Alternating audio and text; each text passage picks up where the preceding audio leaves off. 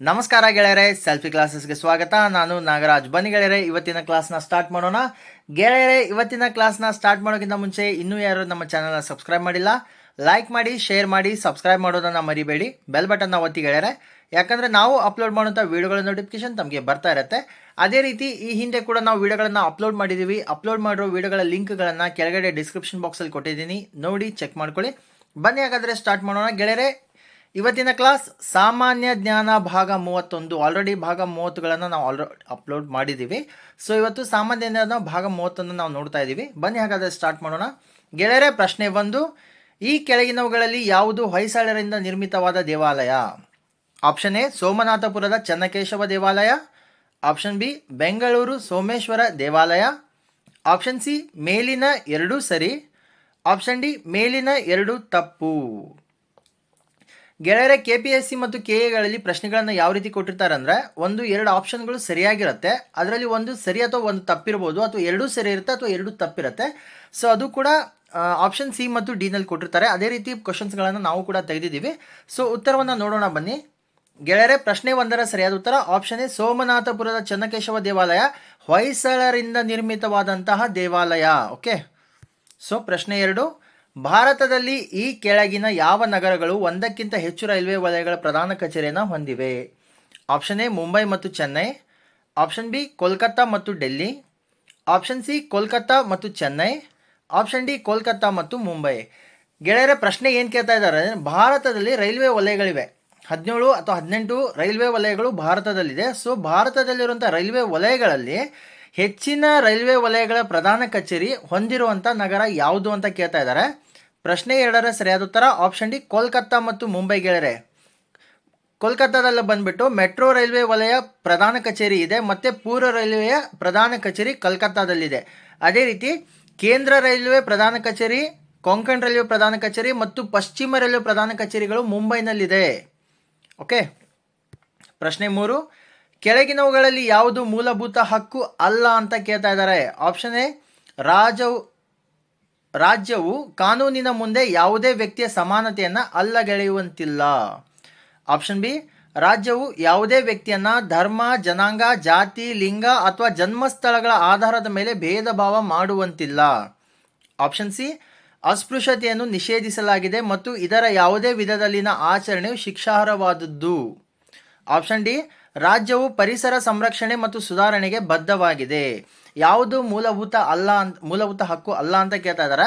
ಪ್ರಶ್ನೆ 3ರ ಸರಿಯಾದ ಉತ್ತರ ಆಪ್ಷನ್ ಡಿ ರಾಜ್ಯವು ಪರಿಸರ ಸಂರಕ್ಷಣೆ ಮತ್ತು ಸುಧಾರಣೆಗೆ ಬದ್ಧವಾಗಿದೆ. ಇದು ಮೂಲಭೂತ ಹಕ್ಕು ಅಲ್ಲ, ಇದು DPSPನಲ್ಲಿ ಬರುತ್ತೆ. ಓಕೆ ಗೆಳೆಯರೆ, ಪ್ರಶ್ನೆ 4, ಹಿಂದುಳಿದ ವರ್ಗಗಳನ್ನು ಗುರುತಿಸಲು ರಾಜ್ಯಗಳ ಅಧಿಕಾರವನ್ನು ಮರುಸ್ಥಾಪಿಸುವುದಕ್ಕೆ ಸಂಬಂಧಿಸಿದಂತೆ ಮಾಡಲಾದಂಥ ತಿದ್ದುಪಡಿ ಕಾಯ್ದೆ ಯಾವುದು ಅಂತ ಕೇಳ್ತಾ ಇದ್ದಾರೆ. ಆಪ್ಷನ್ ಎ 102ನೇ ಸಂವಿಧಾನ ತಿದ್ದುಪಡಿ ಕಾಯ್ದೆ, ಆಪ್ಷನ್ ಬಿ 103ನೇ ಸಂವಿಧಾನ ತಿದ್ದುಪಡಿ ಕಾಯ್ದೆ, ಆಪ್ಷನ್ ಸಿ 104ನೇ ಸಂವಿಧಾನ ತಿದ್ದುಪಡಿ ಕಾಯ್ದೆ, ಆಪ್ಷನ್ ಡಿ 105ನೇ ಸಂವಿಧಾನ ತಿದ್ದುಪಡಿ ಕಾಯ್ದೆ. ಪ್ರಶ್ನೆ ಏನಪ್ಪ ಅಂದರೆ, ಹಿಂದುಳಿದ ವರ್ಗಗಳನ್ನು ಗುರುತಿಸಲು ರಾಜ್ಯಗಳಿಗೆ ಅಧಿಕಾರವನ್ನು ಮರುಸ್ಥಾಪಿಸುವುದಕ್ಕಾಗಿ ಸಂಬಂಧಪಟ್ಟಂಥ ಒಂದು ತಿದ್ದುಪಡಿ ಕಾಯ್ದೆಯನ್ನು ಮಾಡ್ತಾರೆ. ಸೊ ಅದು ಯಾವ ತಿದ್ದುಪಡಿ ಕಾಯ್ದೆ ಅಂತ ಕೇಳ್ತಾ ಇದ್ದಾರೆ. ಪ್ರಶ್ನೆ 4ರ ಸರಿಯಾದ ಉತ್ತರ ಆಪ್ಷನ್ ಡಿ 105ನೇ ಸಂವಿಧಾನ ತಿದ್ದುಪಡಿ ಕಾಯ್ದೆ. ಗೆಳೆಯರೆ, ಇದು ಆಗಿರುವಂಥ ವರ್ಷ 2021ರಲ್ಲಿ ಆಗಿದೆ. ಓಕೆ. ಪ್ರಶ್ನೆ 5, ಸಂವಿಧಾನದ ಯಾವ ಕಲಂ ಶಿಕ್ಷಣದ ಪ್ರಾಥಮಿಕ ಘಟ್ಟದಲ್ಲಿ ಮಾತೃಭಾಷೆಯಲ್ಲಿ ಶಿಕ್ಷಣ ನೀಡಲು ಅಗತ್ಯ ಸೌಲಭ್ಯವನ್ನು ಒದಗಿಸುವುದು ಪ್ರತಿಯೊಂದು ಸರ್ಕಾರದ ಪ್ರಯತ್ನವಾಗಿರಬೇಕು ಎಂದು ಉಪಬಂಧಿಸುತ್ತದೆ? ಆಪ್ಷನ್ ಎ ಕಲಂ 349, ಆಪ್ಷನ್ ಬಿ ಕಲಂ 350, ಆಪ್ಷನ್ ಸಿ ಕಲಂ 350 ಆಪ್ಷನ್ ಡಿ ಕಲಂ 351. ಏನು ಕೇಳ್ತಾ ಇದ್ದಾರೆ, ಪ್ರಾಥಮಿಕ ಘಟ್ಟದಲ್ಲಿ ಮಾತೃಭಾಷೆಯಲ್ಲಿ ಶಿಕ್ಷಣವನ್ನು ನೀಡಬೇಕು ಅನ್ನೋವಂಥ ಯಾವ ಸಂವಿಧಾನದ ಕಲಂ ನಮಗೆ ತಿಳಿಸುತ್ತೆ ಅಂತ ಕೇಳ್ತಾ ಇದ್ದಾರೆ. ಪ್ರಶ್ನೆ 5ರ ಸರಿಯಾದ ಉತ್ತರ ಆಪ್ಷನ್ ಸಿ ಕಲಂ 350 ಬಂದ್ಬಿಟ್ಟು ಏನು ಹೇಳುತ್ತೆ ಅಂದರೆ, ಪ್ರಾಥಮಿಕ ಘಟ್ಟದಲ್ಲಿ ಮಾತೃಭಾಷೆಯಲ್ಲೇ ಶಿಕ್ಷಣವನ್ನು ನೀಡಬೇಕು ಅಂತ ತಿಳಿಸತ್ತೆ. ಗೆಳೆಯರೆ, ಪ್ರಶ್ನೆ 6, ಗಾಂಧೀಜಿ ದಕ್ಷಿಣ ಆಫ್ರಿಕಾದಲ್ಲಿದ್ದಾಗ ಯಾವ ನಿಯತಕಾಲಿಕೆಯನ್ನು ಪ್ರಕಟಿಸಿದ್ರು ಅಂತ ಕೇಳ್ತಾ ಇದ್ದಾರೆ. Option A India Gazette, option B Navajivan, option C Indian Opinion, option D ಆಫ್ರಿಕಾದಲ್ಲಿ ಭಾರತೀಯರು. ಏನು ಕೇಳ್ತಾ ಇದ್ದಾರೆ ಪ್ರಶ್ನೆ ಅಂದರೆ, ಗಾಂಧೀಜಿಯವರು ದಕ್ಷಿಣ ಆಫ್ರಿಕಾದಲ್ಲಿ ಇದ್ದರು, ತಮಗೆಲ್ಲ ಗೊತ್ತಿದೆ. ಸೊ ಗಾಂಧೀಜಿಯವರು ದಕ್ಷಿಣ ಆಫ್ರಿಕಾದಲ್ಲಿ ಇದ್ದಾಗ ಯಾವ ಪತ್ರಿಕೆಯನ್ನು ಪ್ರಕಟಣೆಯನ್ನು ಮಾಡ್ತಾ ಇದ್ರು ಅಂತ ಕೇಳ್ತಾ ಇದ್ದಾರೆ. ಪ್ರಶ್ನೆ 6ರ ಸರಿಯಾದ ಉತ್ತರ ಆಪ್ಷನ್ ಸಿ, ಇಂಡಿಯನ್ ಒಪಿನಿಯನ್ ಅನ್ನುವಂಥ ಒಂದು ನಿಯತಕಾಲಿಕೆಯನ್ನು ಪ್ರಕಟಣೆಯನ್ನು ಮಾಡ್ತಾ ಇದ್ರು. ಪ್ರಶ್ನೆ 7, ಭಾರತೀಯ ವಿಜ್ಞಾನ ಕಾಂಗ್ರೆಸ್ ಯಾವ ವರ್ಷ ಮತ್ತು ಎಲ್ಲಿ ಸ್ಥಾಪಿಸಲಾಯಿತು ಅಂತ ಕೇಳ್ತಾ ಇದ್ದಾರೆ. Option A 1914 Kolkata, option B 1915 Bengaluru, option C 1919 Mumbai, option D 1925 Nagpur. ಭಾರತೀಯ ವಿಜ್ಞಾನ ಕಾಂಗ್ರೆಸ್ ಎಲ್ಲಿ ಸ್ಥಾಪನೆ ಆಯಿತು, ಯಾವ ವರ್ಷದಲ್ಲಿ ಸ್ಥಾಪನೆ ಆಯಿತು ಅಂತ ಕೇಳ್ತಾ ಇದ್ದಾರೆ. ಪ್ರಶ್ನೆ 7ರ ಸರಿಯಾದ ಉತ್ತರ ಆಪ್ಷನ್ ಎ 1914 ಕೋಲ್ಕತ್ತಾದಲ್ಲಿ ಸ್ಥಾಪನೆಯಾಗಿದೆ. ಭಾರತೀಯ ವಿಜ್ಞಾನ ಕಾಂಗ್ರೆಸ್ ಸ್ಥಾಪನೆ ಆದಂಥ ವರ್ಷ 1914. ಎಲ್ಲಿ ಸ್ಥಾಪನೆಯಾಗಿದೆ? ಕೋಲ್ಕತ್ತಾದಲ್ಲಿ ಸ್ಥಾಪನೆಯಾಗಿದೆ.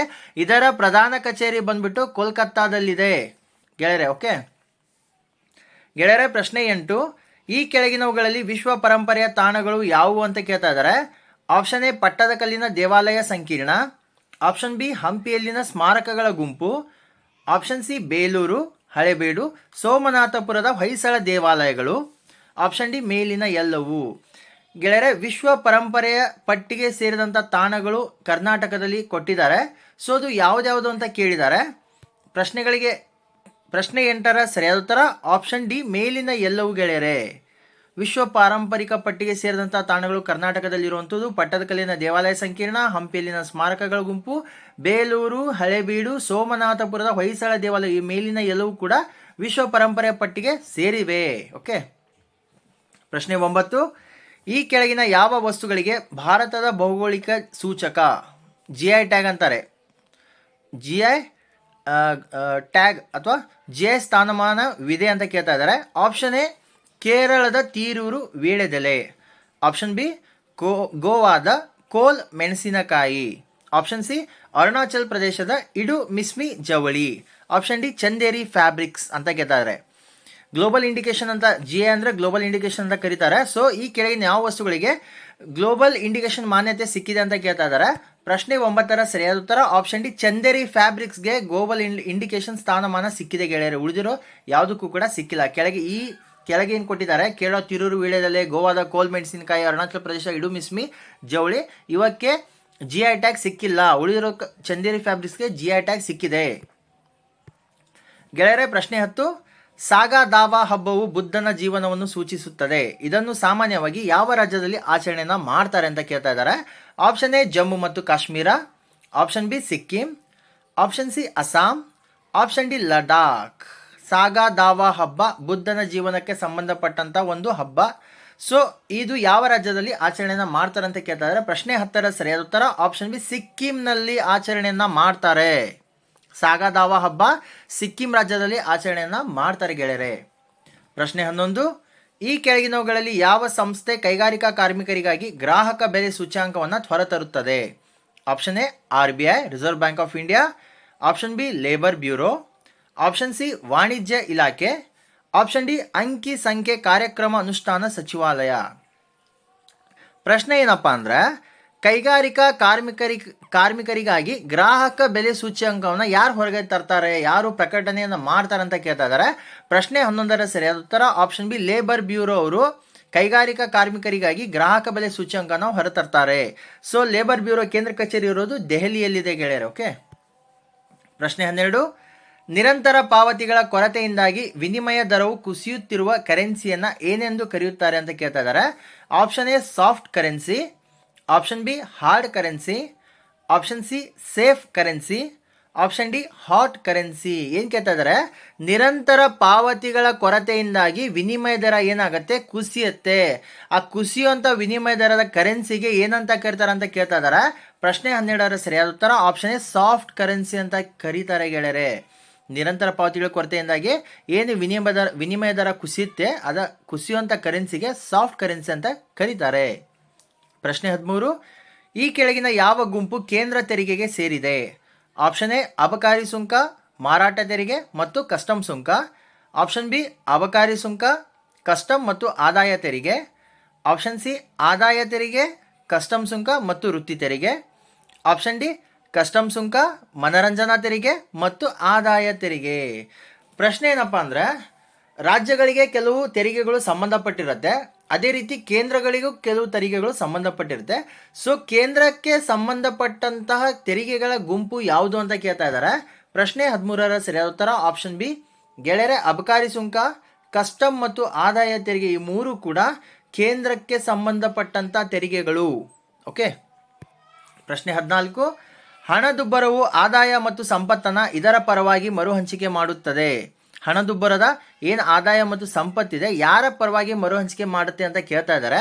ಆಪ್ಷನ್ ಎ ಪಿಂಚಣಿದಾರರು, ಆಪ್ಷನ್ ಬಿ ಬಡವರು, ಆಪ್ಷನ್ ಸಿ ಮಧ್ಯಮ ವರ್ಗ, ಆಪ್ಷನ್ ಡಿ ಶ್ರೀಮಂತರು. ಏನು ಹಣದುಬ್ಬರ ಇದೆ, ಹಣದುಬ್ಬರದ ಆದಾಯ ಮತ್ತು ಸಂಪತ್ತೇನಿರುತ್ತೆ ಯಾವುದರ ಪರವಾಗಿ ಮರು ಹಂಚಿಕೆಯನ್ನು ಮಾಡ್ತಾರೆ ಅಂತ ಕೇಳ್ತಾ ಇದ್ದಾರೆ. ಪ್ರಶ್ನೆ 14ರ ಸರಿಯಾದ ಉತ್ತರ ಆಪ್ಷನ್ ಡಿ, ಶ್ರೀಮಂತರ ಪರವಾಗಿ ಮರು ಹಂಚಿಕೆಯನ್ನು ಮಾಡ್ತಾರೆ. ಹಣದುಬ್ಬರದ ಆದಾಯ ಮತ್ತು ಸಂಪತ್ತೇನಿರುತ್ತೆ ಇದು ಶ್ರೀಮಂತರ ಪರವಾಗಿ ಮರು ಹಂಚಿಕೆಯನ್ನು ಮಾಡ್ತಾರೆ ಗೆಳೆಯರೆ. ಓಕೆ. ಪ್ರಶ್ನೆ 15, ಅಪಮೌಲ್ಯೀಕರಣ ದೀರ್ಘಾವಧಿಯಲ್ಲಿ ಸಾಮಾನ್ಯವಾಗಿ ಆಂತರಿಕ ಬೆಲೆಗಳ ಮೇಲೆ ಈ ಕೆಳಗಿನ ಯಾವ ಪರಿಣಾಮಕ್ಕೆ ಕಾರಣವಾಗುತ್ತೆ? ಅಪಮೌಲ್ಯೀಕರಣ ಆಗತ್ತೆ, ಕರೆನ್ಸಿ ಕೆಲವೊಂದ್ಸರಿ ಏನಾಗುತ್ತೆ ಡಿಮಾನಿಟೈಸ್ ಆಗುತ್ತೆ. ಡಿಮಾನಿಟೈಸ್ ಆದಾಗ ದೀರ್ಘಾವಧಿಯಲ್ಲಿ ಸಾಮಾನ್ಯವಾಗಿ ಯಾವ ಬೆಲೆಗಳ ಮೇಲೆ ಪರಿಣಾಮ ಬೀರುತ್ತೆ ಅಥವಾ ಯಾವ ರೀತಿ ಪರಿಣಾಮ ಬೀರುತ್ತೆ ಅಂತ ಕೇಳ್ತಾ ಇದ್ದಾರೆ. ಆಪ್ಷನ್ ಎ ಬೆಲೆ ಕುಸಿತ ಆಗತ್ತೆ, ಆಪ್ಷನ್ ಬಿ ಬೆಲೆ ಏರಿಕೆ ಆಗತ್ತೆ, ಆಪ್ಷನ್ ಸಿ ಬೆಲೆಯಲ್ಲಿ ಯಾವುದೇ ಬದಲಾವಣೆ ಇಲ್ಲ, ಆಪ್ಷನ್ ಡಿ ಮೇಲಿನ ಯಾವುದೂ ಅಲ್ಲ. ಗೆಳೆಯರೆ, ಅಪಮೌಲ್ಯೀಕರಣ ಆದಾಗ ಏನಾಗುತ್ತೆ ಅಂತ ಕೇಳ್ತಾ ಇದ್ದಾರೆ. ಪ್ರಶ್ನೆ 15ರ ಸರಿಯಾದ ಉತ್ತರ ಆಪ್ಷನ್ ಬಿ, ಬೆಲೆ ಏರಿಕೆ ಆಗತ್ತೆ. ತಕ್ಷಣ ಡಿಮಾನಿಟೈಸ್ ಆದರೆ ಮುಂದಿನ ದೀರ್ಘಾವಧಿ ಕಾಲದಲ್ಲಿ ಏನಾಗುತ್ತೆ ಬೆಲೆಗಳ ಏರಿಕೆ ಆಗತ್ತೆ. ತರಕಾರಿ ಬೆಲೆ ಆಗ್ಬೋದು, ರಾಷನ್ ಅಥವಾ ಬೇರೆ ಯಾವುದೇ ವಸ್ತುಗಳ ಬೆಲೆಯಲ್ಲಿ ಏರಿಕೆ ಕಂಡು ಬರುತ್ತೆ ಡಿಮಾನಿಟೈಸ್ ಆದ ತಕ್ಷಣ. ಓಕೆ. ಪ್ರಶ್ನೆ 16, ಪ್ರಸಿದ್ಧ ಅರ್ಥಶಾಸ್ತ್ರಜ್ಞ, ಸಮಾಜ ವಿಜ್ಞಾನಿ, ಚಿಂತಕ, ಲೇಖಕನಾಗಿದ್ದ ಕಾರ್ಲ್ ಮಾರ್ಕ್ಸ್ನ ಮೂಲ ದೇಶ ಯಾವುದು ಅಂತ ಕೇಳ್ತಾ ಇದ್ದಾರೆ. Option A England, option B Yugoslavia, option C Russia, option D Germany. Karl ಮಾರ್ಕ್ಸ್ನ ಮೂಲ ದೇಶ ಯಾವುದು ಅಂತ ಕೇಳ್ತಾ ಇದ್ದಾರೆ. ಪ್ರಶ್ನೆ 16ರ ಸರಿಯಾದ ಉತ್ತರ ಆಪ್ಷನ್ ಡಿ ಜರ್ಮನಿ ಗೆಳೆಯರೆ. ಪ್ರಸಿದ್ಧ ಅರ್ಥಶಾಸ್ತ್ರಜ್ಞ, ಸಮಾಜ ವಿಜ್ಞಾನಿ, ಚಿಂತಕ, ಲೇಖಕನಾಗಿದ್ದ ಕಾರ್ಲ್ ಮಾರ್ಕ್ಸ್ನ ಮೂಲ ದೇಶ ಜರ್ಮನಿ. ಅದೇ ರೀತಿ ಜರ್ಮನಿಯ ರಾಜಧಾನಿ ಬಂದ್ಬಿಟ್ಟು ಬರ್ಲಿನ್, ನೆನಪಿರ್ಲಿ ಗೆಳೆಯರೆ. ಓಕೆ. ಪ್ರಶ್ನೆ 17, ಮುದ್ರಾ ರಾಕ್ಷಸ ಮತ್ತು ದೇವಿ ಚಂದ್ರಗುಪ್ತಂ ಕೃತಿಗಳ ಲೇಖಕರು ಯಾರು ಅಂತ ಕೇಳ್ತಾ ಇದ್ದಾರೆ. Option A Shudraka, option B Bhasa, option C Vishakha Datta, option D Dandin. Mudrarakshasa ಮತ್ತು ದೇವಿ ಚಂದ್ರಗುಪ್ತಂ ಕೃತಿಗಳ ಲೇಖಕರು ಯಾರು ಅಂತ ಕೇಳ್ತಾ ಇದ್ದಾರೆ. ಪ್ರಶ್ನೆ 17ರ ಸರಿಯಾದ ಉತ್ತರ ಆಪ್ಷನ್ ಸಿ ವಿಶಾಖ ದತ್ತ ಗೆಳೆಯರೆ. ಮುದ್ರಾ ರಾಕ್ಷಸ ಬರೆದಂಥವ್ರು ವಿಶಾಖ ದತ್ತ, ಅದೇ ರೀತಿ ದೇವಿ ಚಂದ್ರಗುಪ್ತಂ ಬರೆದಂಥವ್ರು ವಿಶಾಖ ದತ್ತ. ಓಕೆ. ಪ್ರಶ್ನೆ 18, ಸ್ವತಂತ್ರ ಭಾರತದ ಮೊದಲ ವಿವಿಧ ಉದ್ದೇಶ ಯೋಜನೆ ಯಾವುದು ಅಂತ ಕೇಳ್ತಾ ಇದ್ದಾರೆ. Option A Bhakra Nangal, option B Damodar, option C Hirakud, option D Nagarjun Sagar. ಪ್ರಶ್ನೆ ಏನಪ್ಪ ಅಂದರೆ ಸ್ವತಂತ್ರ ಭಾರತದ ಮೊದಲ ವಿವಿಧ ಉದ್ದೇಶ ಯೋಜನೆ ಯಾವುದು ಅಂತ ಕೇಳ್ತಾ ಇದ್ದಾರೆ. ಈ ಪ್ರಶ್ನೆಯನ್ನು ಹಲವಾರು ಬಾರಿ KPSC KASಗಳಲ್ಲಿ IASಗಳಲ್ಲಿ ಕೂಡ ಕೇಳಿದ್ದಾರೆ. ಓಕೆ. ಸೊ ಪ್ರಶ್ನೆ 18ರ ಸರಿಯಾದ ಉತ್ತರ ಆಪ್ಷನ್ ಬಿ ದಾಮೋದರ್ ಕಣಿವೆ ಯೋಜನೆ ಗೆಳೆಯರೆ. ಸ್ವತಂತ್ರ ಭಾರತದ ಮೊದಲ ವಿವಿಧ ಉದ್ದೇಶ ಯೋಜನೆ ಯಾವುದು ಅಂದರೆ ಅದು ದಾಮೋದರ್ ಕಣಿವೆ ಯೋಜನೆ. ದಾಮೋದರ್ ನದಿಗೆ ಅಡ್ಡಲಾಗಿ ದಾಮೋದರ್ ಡ್ಯಾಮ್ನ ನಿರ್ಮಾಣವಾಗಿದೆ ಗೆಳೆಯರೆ. Okay.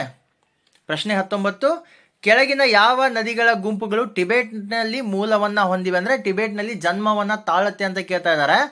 Option A Brahmaputra, Sindhu ಮತ್ತು ಸಟ್ಲೇಜ್, ಆಪ್ಷನ್ ಬಿ ಗಂಗಾ, ಸಟ್ಲೇಜ್ ಮತ್ತು ಯಮುನಾ, ಆಪ್ಷನ್ ಸಿ ಬ್ರಹ್ಮಪುತ್ರ, ಗಂಗಾ ಮತ್ತು ಸಟ್ಲೇಜ್, ಆಪ್ಷನ್ ಡಿ ಚೆನಾಬ್, ರಾಬಿ ಮತ್ತು ಸಟ್ಲೇಜ್.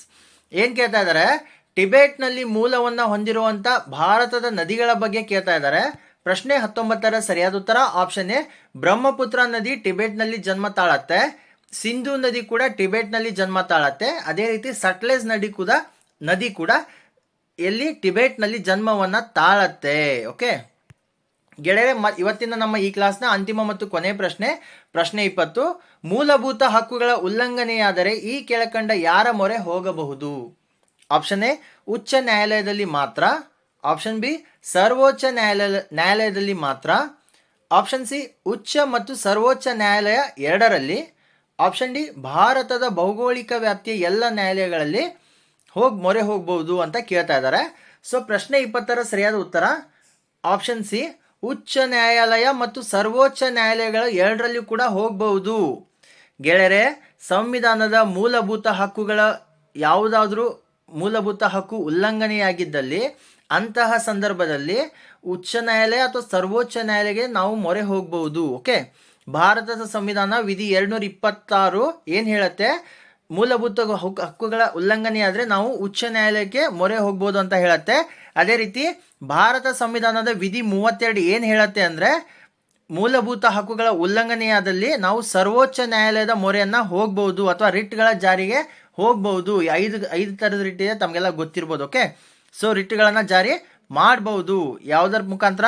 ವಿಧಿ 226 ಮತ್ತು ವಿಧಿ 32ರ ಮುಖಾಂತರ. ಓಕೆ ಗೆಳೆಯರೆ, ನಮ್ಮ ವಿಡಿಯೋಗಳು ತಮಗೆ ಇಷ್ಟವಾದಲ್ಲಿ ಲೈಕ್ ಮಾಡಿ, ಶೇರ್ ಮಾಡಿ, ಸಬ್ಸ್ಕ್ರೈಬ್ ಮಾಡೋದನ್ನು ಮರಿಬೇಡಿ. ಬೆಲ್ ಬಟನ್ನ ಒತ್ತಿ ಗೆಳೆಯರೆ, ಯಾಕಂದರೆ ನಾವು ಅಪ್ಲೋಡ್ ಮಾಡುವಂಥ ವಿಡಿಯೋಗಳ ನೋಟಿಫಿಕೇಶನ್ ತಮಗೆ ಬರ್ತಾ ಇರುತ್ತೆ. ಅದೇ ರೀತಿ ನಾವು ತಿಳಿಸ್ಕೊಟ್ಟಂಥ ಮಾಹಿತಿಗಳ ಬಗ್ಗೆ ಅಥವಾ ನಮ್ಮ ಕ್ಲಾಸ್ಗಳ ಬಗ್ಗೆ ಏನಾದರೂ ಅಭಿಪ್ರಾಯಗಳು ಅಥವಾ ಕಮೆಂಟ್ಗಳಿದ್ದಲ್ಲಿ ದಯವಿಟ್ಟು ಕಮೆಂಟ್ ಸೆಕ್ಷನಲ್ಲಿ ಕಮೆಂಟ್ ಮಾಡಿ. ನಾವು ನಿಮ್ಮ ಕಮೆಂಟ್ಗಳನ್ನು ನೋಡ್ತೀವಿ ಗೆಳೆಯರೆ. ಮತ್ತೆ ನಾವು ಮುಂದಿನ ಕ್ಲಾಸಲ್ಲಿ ಭೇಟಿಯಾಗೋಣ. ಧನ್ಯವಾದಗಳು ಗೆಳೆಯರೆ.